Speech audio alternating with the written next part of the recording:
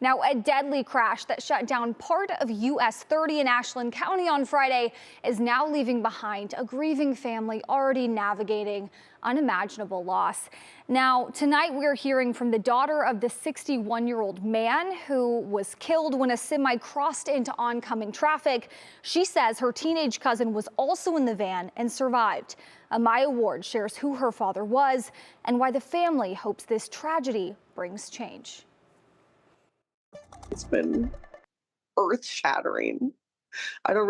None of us really have words to say. Friday morning, Melanie Kuhns learned her father, 61-year-old David Kuhns, had been killed in a crash along US 30 in Ashland County. Investigators say a semi crossed into oncoming traffic, striking the work van he was driving. He was really, a well-known person all the way out in Mansfield where he was headed that morning. The call came after a crash alert was triggered through a safety app connected to her cousin's phone.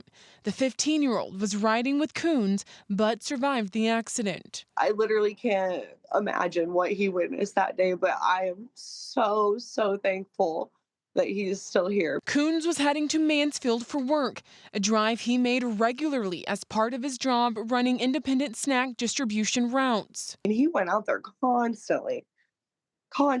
So it wasn't like the roads were unfamiliar to him. His daughter says he spent decades building relationships with stores and employees across Northeast Ohio. He was a businessman, is the best way to put him. He was a professional. I mean, he took value in everything that he did. Now his family says the crash is also raising questions about safety at the intersection where it happened. They've had several issues come about with that same exact intersection, and I think it's about time that something happens. For Melanie and her family, this loss comes less than 2 years after losing their mother, making this moment even harder to process. He really loved and cared for everybody. He always, like I said, just took pride in everything that he did.